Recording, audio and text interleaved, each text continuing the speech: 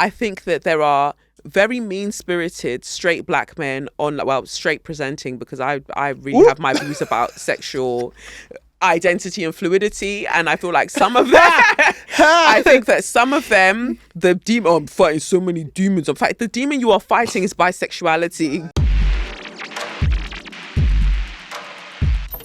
Hi guys, and welcome back to the channel. My name is Tash. We are back for season 2 of TashTalk, and we have a very, very, very special guest in the building. She is a writer, an actor, a presenter, and a political commentator, and the voice of the streets, in my opinion.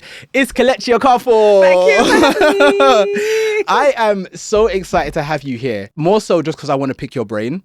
I just want to pick your brain. I've been following you for ages, and seeing how much chest you have, is honestly inspiring. How have you been? I've been all right. I've just been out here, you know. You mentioned being on podcasts recently. I don't know. I feel like it's just a chatty time. Yeah. Yeah. There's a lot going on. There's a lot to say. Yeah. There's a lot going on. And if we're not saying it, the mainstream media certainly aren't. So somebody's got to talk about something. Yeah. Do you find it sometimes it feels like it's just you speaking on these things, or the other people? No, not really. Before it used to feel a little bit like that, but I'm glad and I'm grateful that I see more people using their platforms to talk about the things that are important to them. And I think that if we're all covering the bases, then we're all right. You know, we're not all going to speak about the same thing, and there's going to be crossovers because oppression is oppression, right? But, you know, I love that somebody ideally usually might bake on their page, or maybe they're a midwife or whatever, and then you're seeing them posting about what's happening in the world. And I think exactly because we don't lead single issue lives. And so if you only want to curate your content to be about you and just what you like, it's weird. Yeah. I hear that. I would also argue that I found myself not wanting to post certain things because, I guess, protecting peace, you know, or protecting my own personal peace, because it is a bit of a rabbit hole. You know how it is. Like, once you say something, you need to double down on it. Yeah. You feel me? Or do you? I feel like there is such a thing as post and go. Really? Literally let people cry about it. If I went right now and really read some of the TikTok comments that I've got, I'd be there arguing all day. I don't have time. I've already said what I needed to say. Yeah. You've come to watch what I've got to say, and then now you're going to froth at the mouth and shout at yourself because I'm not listening. Yeah. And yeah.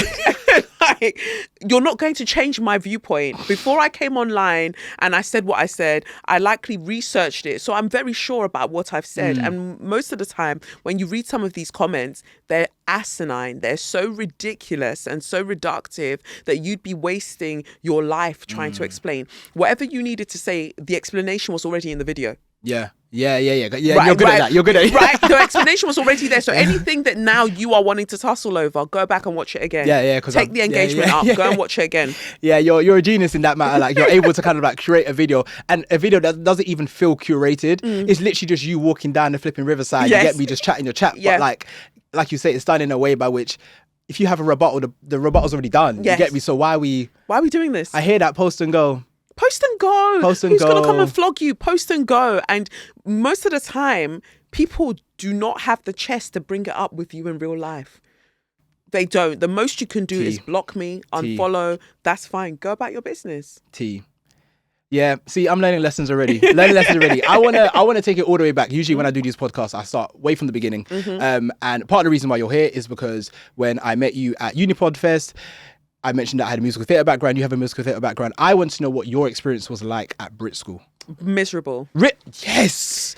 But Why? Because musical theatre, they didn't move away from the structure of that. The main character or the lead would be a white, pretty brunette or blonde girl, and slim, likely. It didn't change from that. And I remember, you know, you going through all of that process and getting to final year. And I remember one of the teachers saying, you know, it is sad that no matter how talented some of you are, you're only ever going to play the best friend in the musical. And I thought, well, yeah, but then soon after that, we started having more and more musicals that had black leads and things like that. But were those the ones that we choose for the final show? No. And I look at the people that a lot of energy was put into, the Jessie J's, the Adele's, extremely talented. Yes, they weren't in musical theatre. No, neither of them were in musical theatre, but very, very talented. But there were also other people that I know who were arguably equally, if not more talented, but they didn't have the support.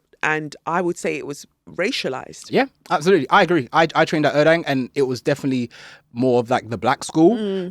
But that same river, it was running deep, same way, you feel me? It was very much, all right, cool. Well, if you're black, then there's no way you're going to be a ballet dancer. Yeah. Knowing that Alvin Ailey is there, you get me? Yeah. It's like, I don't know, man. And it's almost like the opportunities that were provided for us or that were presented to us were very limited. Yes. But that didn't really make sense to me, because I'm like, we are learning 3 separate crafts here: acting, singing, and dancing. Yes. Which are skills in themselves. Most Yeah. people can only do one. Yep. If you're lucky, you feel me? We're teaching all 3 here. So yeah, to be learning that, but then also to be told, okay, well, you can play Effie's brother in Dreamgirls, and that's it. That's or it. Lion King, and that's it. You get me? That didn't really resonate with me, and so I found myself in like my second year almost rebelling. You get me? And it bit me in the ass, because they noticed me rebelling, and then so, you know, they stopped giving me support and whatnot. I got like a small part in the show and whatnot, but yeah, it was the same for me. Yeah, it was the same go for your me. gut, man. I remember, I think it was my final year, and I won't forget it. An acting teacher for the acting lessons, Nick Brown, he said to me, oh, you know, very passive aggressive, useless man. He said to me, you know, Kelechi, I've observed you throughout the time I've been here. He wasn't there for long, actually. And I just think that it's probably best that you don't go to performing arts school, you know, after this. It's probably best that you go to university, like a standard university. I just don't see you getting along with other actors. Might not have been wrong, but he wasn't all the way right. You know, and it's like telling me in that moment, essentially, that I wasn't going to amount to much. But let's look at all of the people that he favoured. Where are they now, and where am I now? Right. And go and find them. Find me where they're at. You have to trust your gut, man. You have to trust your gut. That kind of brings me on to my next question, which is like, was there a defining moment where you kind of entered like your effort era, like the villain arc? You get me? Was there like something that made you just go? But I don't even think I'm there yet. I'm hoping that this year, this year I'm really hoping I'm like slowly moving into it. You know, we've got Saturn in Aries, Neptune in Aries. Yep. I feel like now I'm fully entering my villain era, because I really need people like to stop talking. Yeah. You know, like just stop. And I'm tired of pretending that all views are equal. Some views are just stupid. Shut up. Yeah. You know, and I don't think people are told that enough. Like, not enough people are told to shut the F up. Yeah. Right. and more people need to be told that, because yes, it's your opinion. I'm entitled to my opinion. Yes. You're also entitled to oxygen. How you use it is it's very interesting. Yeah. Right. You could hold your breath for a really long time and then pass out. That's also a way to, that's also something you could do with that. But in terms of being more outspoken, I don't know. I think it was more of a case of frustration with all of the things that had gone unsaid, and feeling very misunderstood. So even at performing arts school, coming across as very aggressive. That's not to say I wasn't. But it was just like, why was I? Yeah. Right? Let's scratch away at that. But that wasn't ever important. It was just like, oh no, everything I would do was just no. And I had to start learning slowly to be okay with not fitting in. And it's only now through the work that I've been doing on myself personally that I realized that not everything actually needs to be said. And I did really, really well on, you know, Twitter/X. I did really well throughout the years of being that voice that, you know, saying all of these things that people said that they were thinking but wouldn't say. You know, after a while, I just thought, no, I don't want to be on here. I don't like the energy of that particular platform. And being somebody that really didn't use Instagram like that, I started using it more. TikTok didn't use like that, started using it more, because there was something about not just having my words out there to be misinterpreted, but I wanted my face with the words so it could be clear who it was coming from. Like, let me leave my calling card so we all know what we're dealing with, right? So I don't think I'm there yet with the villain era or the villain arc, but it's building. I feel like I'm here, sort of, and I'm trying to get to here. Yeah. And then not come down, just kind of plateau. Yeah. So people know what it is. Just know. Yeah, good. You'll get there. You get there. I'm sure you will. How do you decide on what's worth speaking on?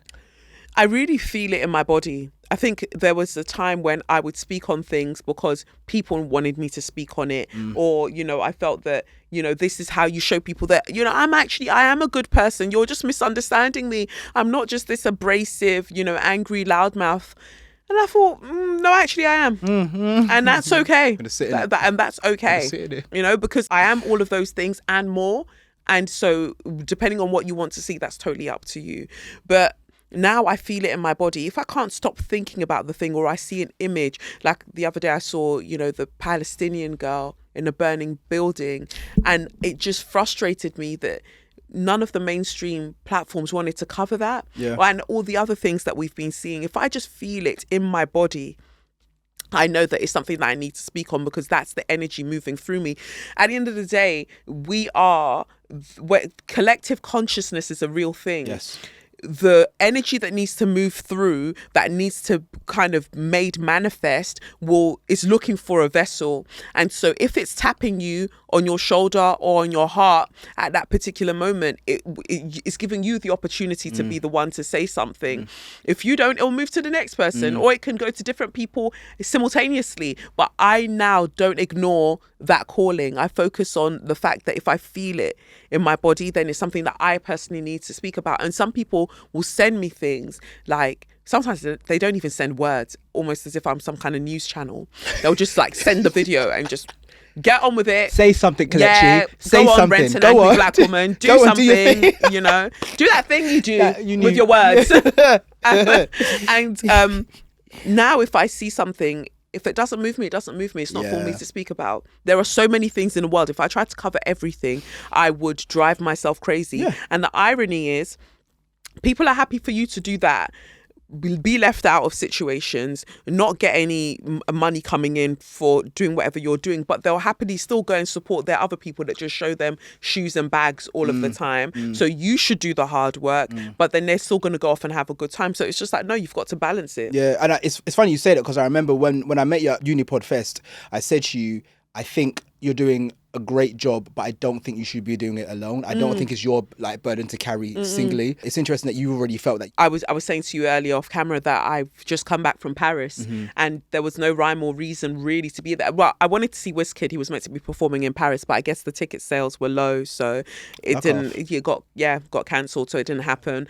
But I'd already booked the ticket to go with my friends, and initially I had all of this Paris slander, like it's the worst. And I actually got there and I thought, I like it. I sort of like it here. I'm glad you did. Right? But I know so many people who do not. Like, everybody had prepared me. They're like, it's going to stink when you come out of the station. It's going to be this, it's going to be that. And I came out of the station holding my breath and I was like, oh, it's okay.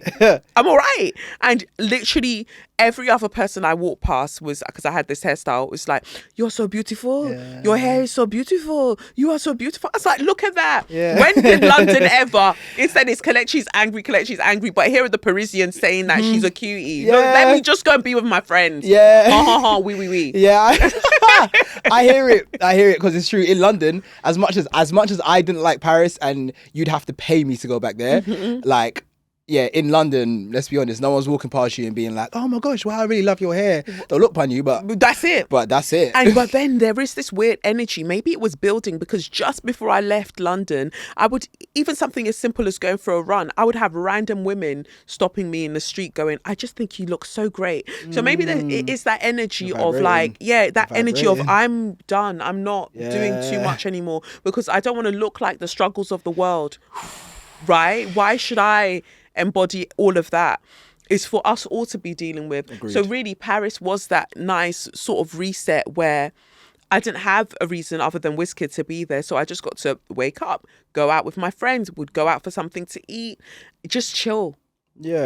And I would post it. And I felt something around posting it on socials, that there might be the people going, oh, but do you know that this is happening right now and this is happening right now? But I dare you.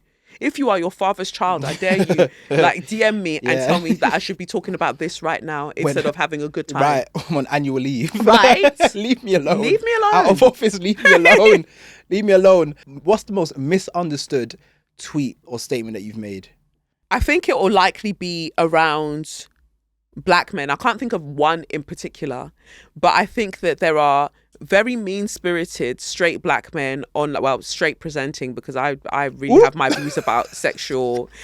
identity and fluidity, and I feel like some of them I think that some of them, the demon, I'm fighting so many demons. In fact, the demon you are fighting is bisexuality. Right. Like, lean into it, Right. and stop taking it out on the rest of us. Free up yourself, man. Free up. You'll be fine. You will be fine. You will be fine. But it's because you know how terribly people are treated when they are just who they are, that you're scared to be who you are. And so that frustration means that you're very self-loathing and horrible to other people for no reason, especially femme-identifying people. And I think that to some of them, I must be their worst nightmare, because here I am being embodied, saying what I feel, saying what I think, whether rightly or wrongly, and they could never, because everything that they're doing is waiting for the validation of the mandem, or thinking that I require their validation, where it's like, I don't require any of that. I'm going to do what I want to do. And a self-actualized black woman is, I guess, is a dangerous thing. Yes. To them, to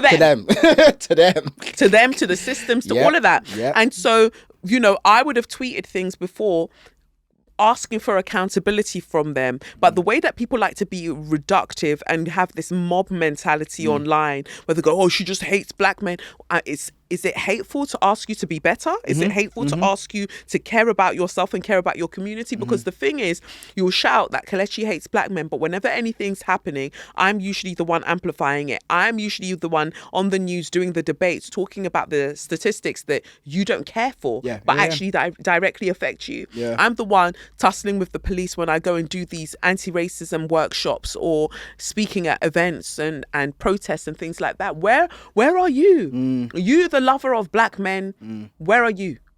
And they don't do that for themselves. They don't show up for themselves in that way, but they don't want to be critiqued on how they could do better either. And so I think that that's one of those things. I mean, somebody brought up, I did a debate at Cambridge Union recently about abolishing the monarchy, and one of the people in the audience, one of the students, I assume, had the floor, and he said, you tweeted on such and such date. Not the receipts. Leave me alone. Right. You tweeted on such and such date that that Britain has a parasite problem. Abolish the monarchy. Hashtag abolish the monarchy. And I said, yeah, I did say that. Yes. So he was like, so are you saying that King Charles is a parasite? Yes. Oh, well, I couldn't possibly follow anybody who has these kind of views. Then don't. I mean, it's okay. I'm not changing my views. What would you call any entity that was taking resources from its host body and not giving it anything back? That's the parasite. It's exactly what a parasite does. It feeds off its host. In this case, the subject. Yeah. So therefore, the royal family are parasites. So I don't know what's why are we here? Like, did you expect me to go? Well, actually, no, I said it, and I say it to their face. Yeah, straight up, man. No, and this is the thing. I think people sometimes challenge you, thinking that you're gonna like back down or like U-turn and put your hands up, bend your knees. Like, no, no. Not doing it.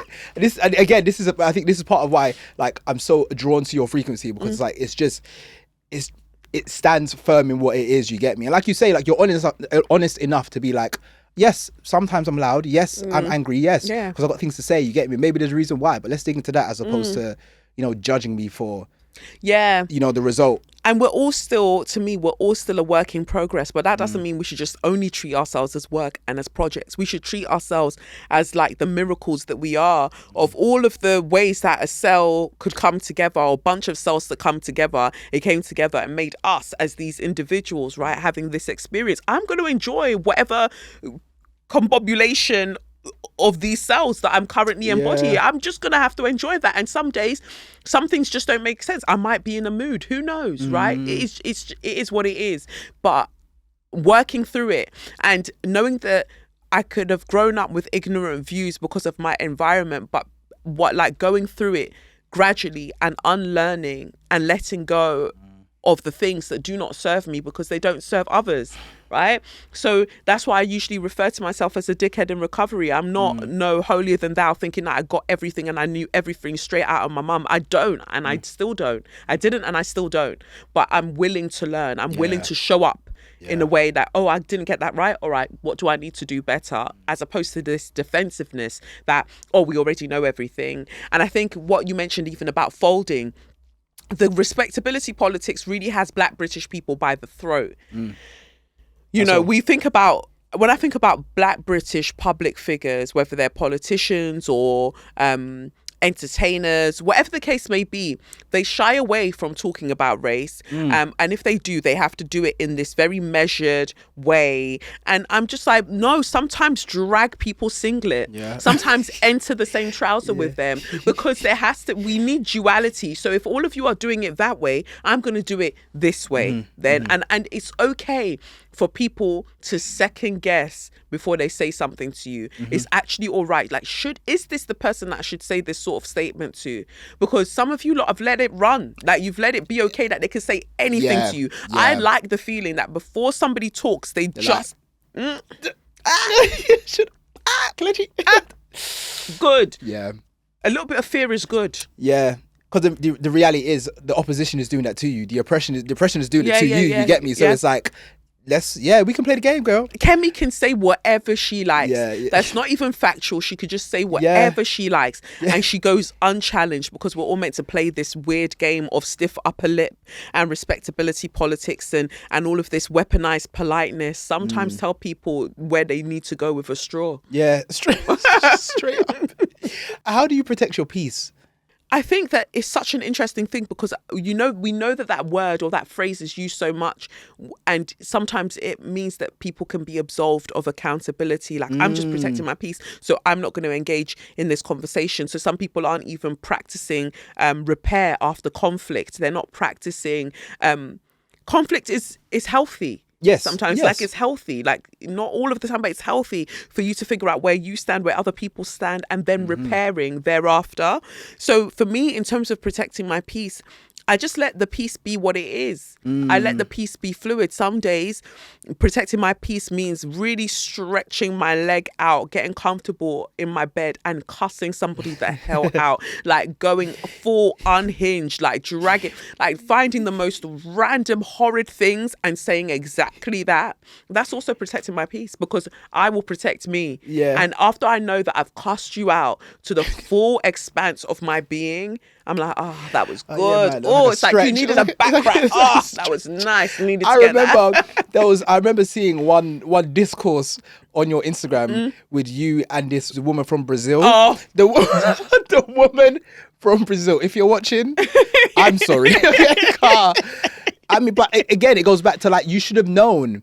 You should have known not to try me. You should have sat Go there try and someone ate your else. food. And where did it all start? I said, don't give me unsolicited advice online. Like, I don't like it. Don't just randomly pop up on me and tell me you should do this or do this. Sometimes people just go, do this. Yeah. Who are you talking to? Yeah. You know? And so that was how that even started. And she didn't like that boundary. She said, but I've bought your book, or I attended one of your talks. Like I owe you something. You own me, because now you did that.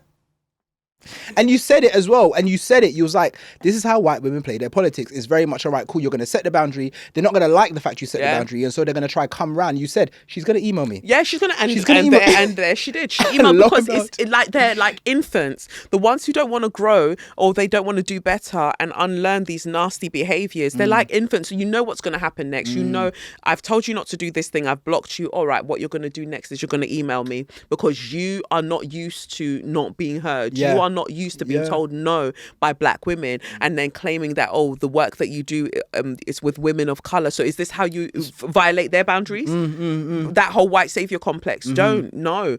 And again, she had to meet that forthright. She had to meet that very stern no. Yeah. That firm no. Yeah. Because that's how people learn. It's discipline. And so to me, sometimes protecting my peace is that. Sometimes protecting my peace is just listening to music, chilling out, going for a walk, going for a run. You know, to me, that's how I protect my peace, because for me, the peace is always moving. It's like a wave. You just ride it. Yeah. Yeah. How do you navigate the space between what you stand for and being in an interracial relationship? As someone who's also in an interracial relationship, how do you navigate that space? Well, I'm not currently in any relationship, but having previously been in, I don't see how the two aren't the same. Because I think that, again, we come back to the reductive takes of people where they think that for you to critique whiteness, for you to critique the establishment means that you hate white people. I'm like, how did you get that from that? You've never heard me say that. You can't find a time that I've ever said that I hate white people, because I don't actually hate many people. Probably pedophiles, most, that's my definite.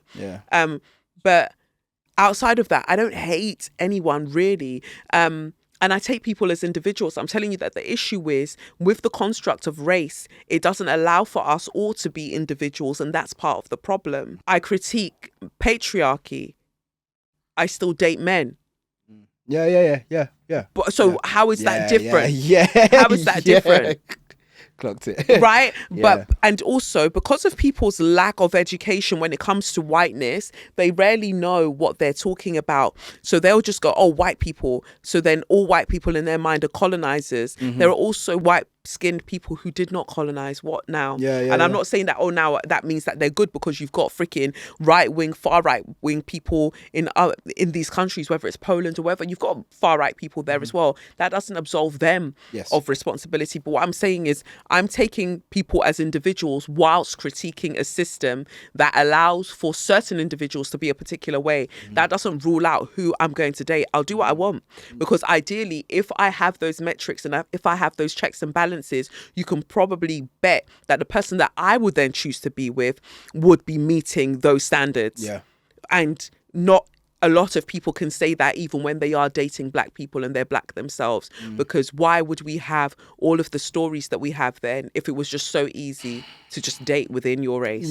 Because I mean, I'm sure you've seen the politics when you're dating within your race as it is, you get me? So it's not like the grass is green on the other side, you feel me? It is just what it is. You're dealing with other humans, and people are coming with their baggage, and some people want to sort through it and some people don't. So to me, it's just, when I hear that whole thing of like, but I thought you were pro-black, but you're with a white person, does that mean I'm anti-white? One. Two, pro-blackness is an actual political stance that's not mine, because a lot of the stances that we take, arguably whether Pan-Africanism, whether pro-blackness, I find that oftentimes they leave women out, or they take a very patriarchal structure where we're not really breaking things down. We're just putting the black man in a position that we're removing white people from. That's still not going to sit right with me. So actually, you could keep all of your terms and I'll just do me. Yeah, agreed. I can't think of a black man right now who's shown they're in a position to lead a horse to water.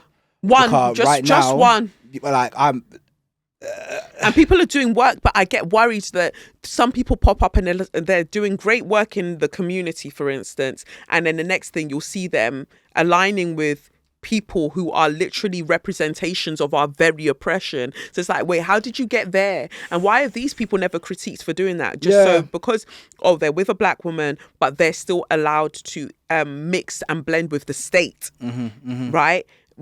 That's fine. In fact, isn't that more dangerous to you than me dating one individual white person? Right, absolutely. Them colluding with the state. It's not the issue. Right.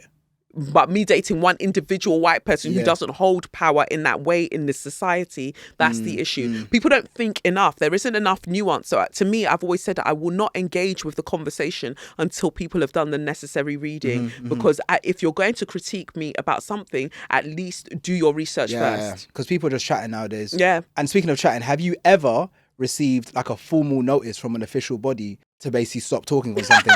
Like, has government, has anyone ever contacted you? That wouldn't be possible, because to me, it's an art form. And I think because I studied law at university, I know exactly what to say and how to say it where. I mean, there was a time I called Kirsten a raggedy bitch, but to me, I was saying that for a particular reason. How can you say that Israel has the right to defend herself, as he put it that time, but what we're talking about is that Palestinians are being denied water. Right. They're being denied so much food. All of this was from 2023, and then you had the gall to be on the news talking about, well, they have the right. They have the right to defend. So I can call you what I want to call you then. I have a right to call you what I want to call you then, right? So, but with any other thing, I'm very careful. I really pay attention to defamation and libel. So I don't just say things. So while it might sound like, oh, I'm just yapping, I make sure before I say the thing. And this, again, what I'm saying, that people just think, oh, there's Kelechi with a phone yapping away, forgetting that for me to do what I do and for it to resonate in the way that it does, there must be a craft to it. There must be a way that it works, right? And so that would require me to also choose my words carefully. So then there isn't blowback on me. The one time I haven't chosen my words properly, I think it was when I first started my podcast. I had to deal with that for years and being told, you know, I'm anti-Semitic and this and that. So from those instances, I've learned that it's really important to articulate your point well. Because the points that I was really trying to get across, it's literally what's playing out now. But I did not do myself justice by framing it in the way that I needed to frame it. So, yeah, you learn from certain things. So I haven't received any letters because I know their game well. Yeah, and you got to play it. You got to play it. And I think you're right. I don't think enough people learn how to play the game. No. I think there are a select few black people who are able to navigate spaces in the system, especially as you climb up the ladders of the system. Because you, like you say, you've seen it, like when certain people get to certain positions and all of a sudden they're colludiling. Yeah. Get me, like they're doing all of that, they're gallivanting with the wrong people. And so, yeah, I guess I would urge people to learn to play the game, because it's not something you could just walk into. It's not like a piss in the wind type thing. Like there's too much on the line for you to piss in the wind. You feel me? Yeah. Well, I've got a quick fire questions for you. Okay. Some quick fire. I'm just going to break it up slightly. I want you to answer them as quickly as you can. Okay. What is a book that changed your life? And you can't say your own. Wild Seed by Octavia Butler. Oh, lovely. Mine was How to Stop Giving a Fuck. Oh, okay. This is an easy one for you. But what's a hill you're always willing to die on? Black women are just multifaceted, and sometimes they're pricks and sometimes they're magical. That is allowed. Like, we should be multifaceted beings. We shouldn't be held to one standard all the time. Love that. Mine is, I think straight men are the lowest common denominator. Our apex predator across the board. Like, basically. Yeah. Apparently. What's the one thing you would tell your younger self? Do what you want. People will figure it out. Mine is relax. Be okay. If you could elect one person to be prime minister, who would it be? Myself. Yes. Myself. I do not trust anybody else. I'm so sorry. I do not trust anybody else. People have been doing such wayward things. I do not trust anybody else. I can only vouch for myself. Kelechi for prime minister. Yes. 2020, whatever it is, but make it happen. I would potentially Jermaine Jackman. Yes. And only because I know him personally and we went to school together, so I've seen the growth and I see integrity. That's But you first. I can accept that. Yeah. You first. What's something you're currently unlearning? I'm unlearning that not everything needs a response. Which is hard because I've always got a response. Yeah. Sometimes just let people be stupid. Yeah. And give other people the opportunity to be right. They might just need it in that moment more than you do. So going back and forth with them trying to prove a point is fruitless. It's pointless. Let them have it. Yeah, I hear that. I think I'm unlearning that not everyone cares for you as much as you think they do. So not everyone. Yeah, not everyone cares. Full stop. Yeah. Period. Full stop. Just do your thing. You sometimes you think if I give people all of this information, they're going to change their mind about this particular thing. You could give them all the information you want in the world. They're not changing their mind because they don't care. Amen. And last one, what's one purchase that changed your workflow or your mindset? My Rodecaster, I would say literally collectively, my podcast equipment. From the moment I could set everything up in a room and record for myself, it really changed the game for me. I would say the same. Like once I got this set up, like especially coming from like a musical theatre background where like I've done music, I've done acting, I've done the dancing and whatnot. I've done quite a few creative endeavours, and I think this one is the one that this is like the penny drop moment for me. This is the thing I'm like, oh yes, it makes sense. Like front, like camera facing, audience facing, being able to connect with people, you know, presenting something, teaching people stuff. Like So this I is love probably that. equally the same purchase. We're gonna now go into monetization. Oh, okay. Monetization, because part of this podcast is not only sharing stories, but also like helping people who aren't quite in our positions learn how to get in our positions. Because ultimately, especially living in London, you have to survive and ideally thrive, really. So have you found financial security? No. No, but that's not scary to me. What is financial security? You know, to a certain degree, I think that I like living on the edge. Yeah. You know, like I've got my pole dance studio, I've got the podcast, and the podcast model I do differently now. So in terms of monetization, when I had the public podcast, that would get distributed through, what's their name? It's gone out of my head, but it would get distributed, and then they would offer me adverts, like live reads, and that would pay really well. There were some advertisers, some companies that would pay really, really well. So I was earning a particular amount. But then when everything really, really from, I guess, October 2023, maybe, or just before that, when things were looking really terrible. Why? Across the world. Oh, across the world. Yeah, right, across the world. My listeners would write in and say, maybe don't have that advertiser on anymore. Don't have that one. Don't have that sponsor on anymore. And if I'm about what I say I'm about, I'm going to listen. So I was having to cut people out. But it's like, okay, so then how am I paying for my studio space? How am I paying for this? How am I paying for that? So I had to switch up the model and say, okay, well, I'm moving my podcast or how I do things to a members area. And since you don't want me to have those sponsors, you pay for it. Like, you support this. And that model has been working for me, with the number of subscribers and things that I have. And I'm not really, initially I thought maybe I want to push it, get more subscribers. But because of what I share on there now and how it feels like my safe space to just share my daily-ish vlog when I'm out and about, and then share the new podcast that I have, Meet Me at the Altar. I don't actually just want everybody there for the sake of it, so I've got that, and writing books. So that's another stream, like another revenue stream. I do tarot readings and stuff. So that's another revenue stream. So there isn't a security, because I think that's actually false. Anything can go at any time, but if we're talking about a steady rhythm, I've got a rhythm now. I've got a rhythm. I've got a financial rhythm that works for me, but I wouldn't call it secure, because anything can give way at any time. But I like that because it's dynamic. It keeps me on my toes. And when you're trying to just kind of settle into something, I think it takes away some of the spark. Like, you just got to be able to shapeshift with the times. Yeah. And I think that's like, I guess, a note to being a creative at heart. Yeah. I don't know. Some people who didn't necessarily take that path would have been seeking financial security, get your 9 to 5, go to uni, do all of that, the traditional stuff. But then something like COVID comes along, and then you got people jumping out windows. Right. So it's like, you're being furloughed, then the company's gone under. You've got, like, nobody has the financial security that they think that they have. Not even really the billionaires, the millionaires. You think that they do, but you don't know what their expenses are like.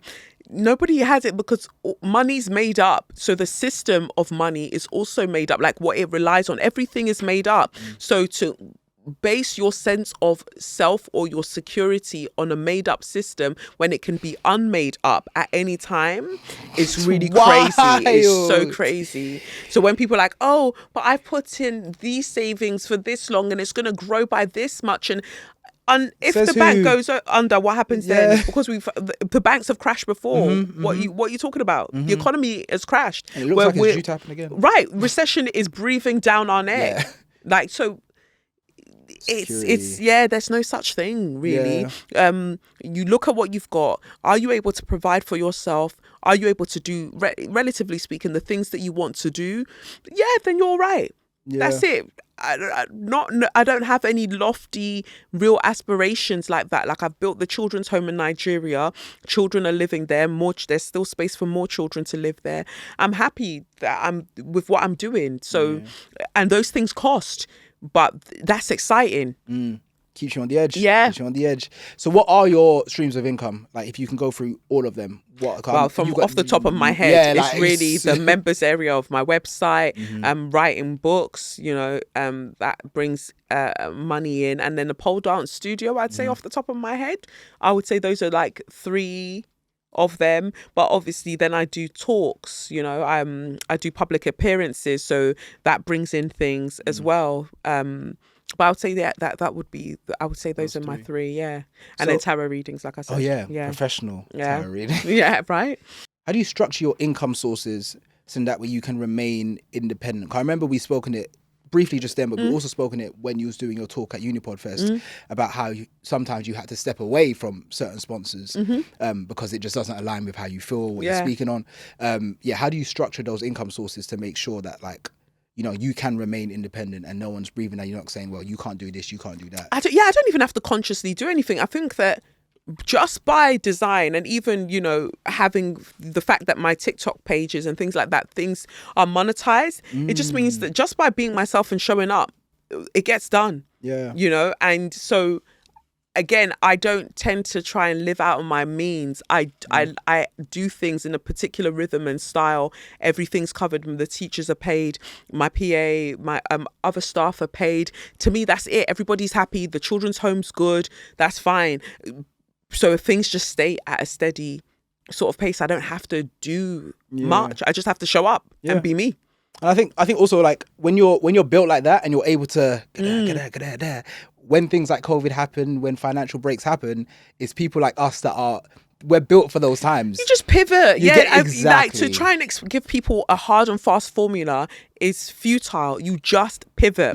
So if there's a month that I'm like, oh, I really want to go away and I really want to do this. Okay, so I'm going to up what I'm doing elsewhere in terms of, am I putting out more content? Am I doing this? Am I putting out more things that will generate income, like in terms of from views and things like that? Then I'll do that. Or do I need to write more pieces for newspapers and things like that? Then I'll do that. You know, there are always things available to me, so I just kind of look at which one can I utilize at the moment, then I'll do that. But I don't really find that I have to think about these things because work tends to come in. I'm usually booked to talk on something, be somewhere, so it just figures itself out. I love that. What's the hardest financial lesson that you've learned? Stop borrowing money to people. Oh, yeah. Especially people you know well. That's it. Stop borrowing money to people. It's either you're giving it to them, or you're not. But don't borrow, because expecting it back, you're just going to drive yourself to an early grave. Like, if you've got it to give, then give it, but don't expect it back.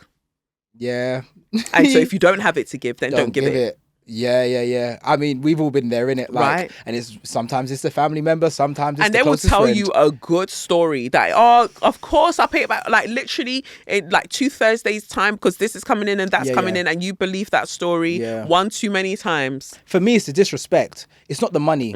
It's the disrespect. It's the principle of it. It's the principle. Like, because if I've helped you, now let's say, for example, it wasn't money. Say it was food. For example, if you were hungry and I gave you food, and then comes a time when I'm hungry and you don't give me food back, that says something about the relationship. And they'll just tell you that you're irresponsible. How is it that you don't have any food? That's it. And so it's a wild ride. So that's my one thing, not borrowing. I love doing charitable things. Like I said, I've got the children's home. I'm doing all of these things. But to me, that's just part of the body of work of what I do. I see somebody with a fundraiser or something, I'm going to support that. But just generally borrowing people around money, no. Don't do it. No. Don't do it. How's your relationship with finances and money changed since, say, for example, like Brit School to like now post social media growth? I just know that I can do things, you know, like what I want to do, I have the money to do it. And I really like that. It's a good feeling. You know, it's a really good feeling to just think, oh, I want to go and eat at this place, or I want to go and do this, or I want to travel here. And to know that, by shifting a couple things around, I can absolutely do that thing.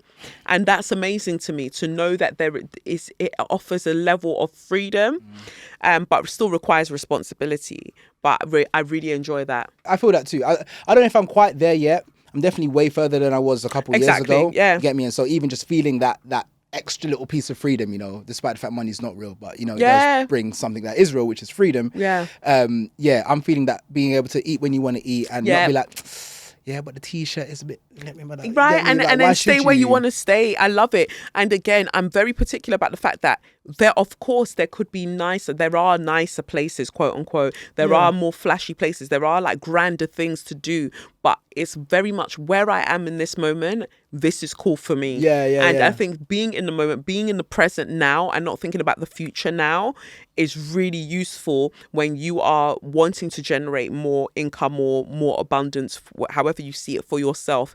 Because if you're always looking ahead, that means you're never happy with what you've got.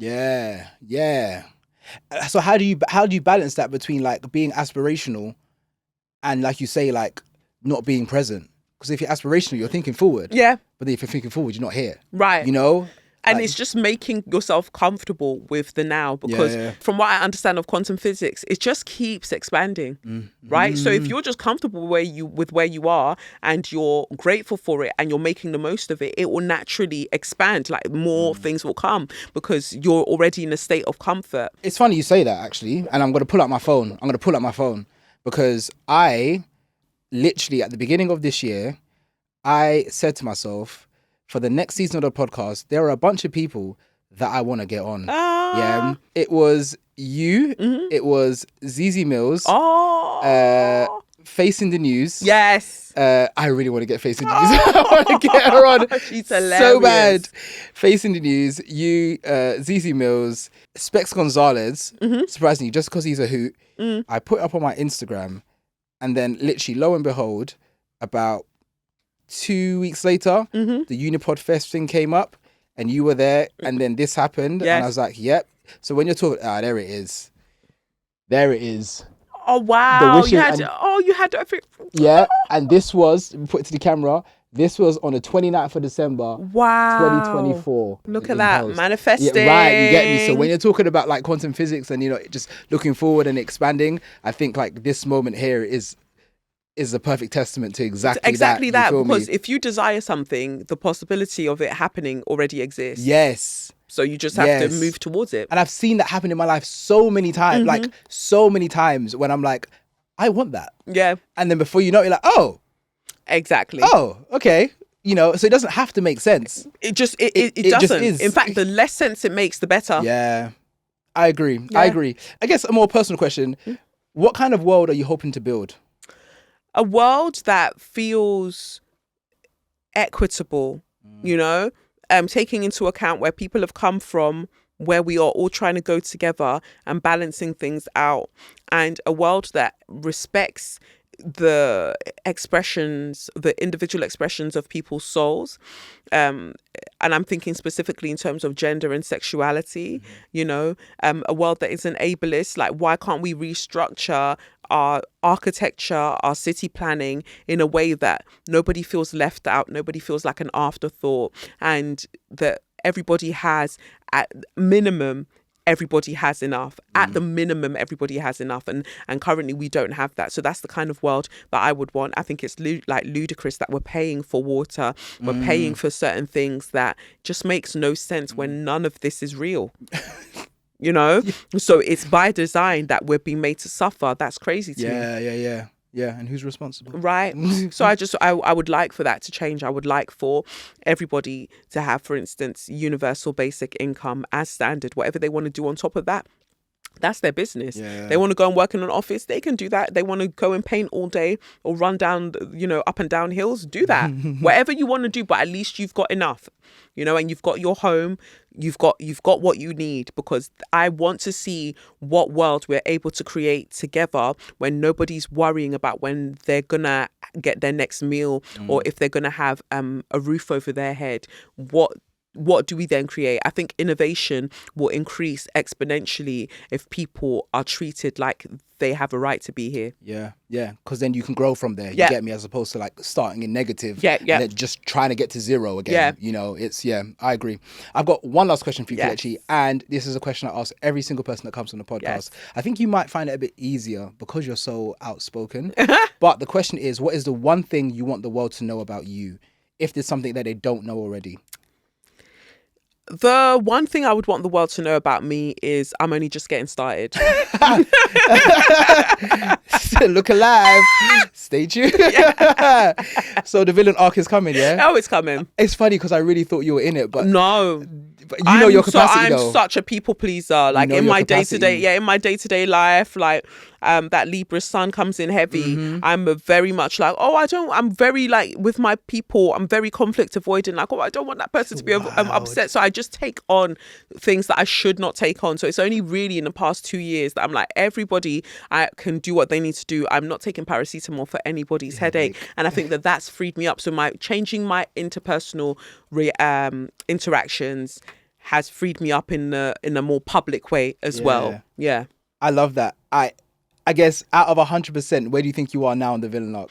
40. Ooh. 40. Or maybe even 30. No, 40. 40. And by the end of the year, I'm trying to get to at least 60. I love it. I can't wait to see it. You are going to be an absolute menace. Kelechi, thank you for joining me. Make sure you get Awakened because it's out right now. Kelechi, thank you so much for letting me pick your brain. You are amazing. And thank you for watching. And make sure you stay tuned for the next one.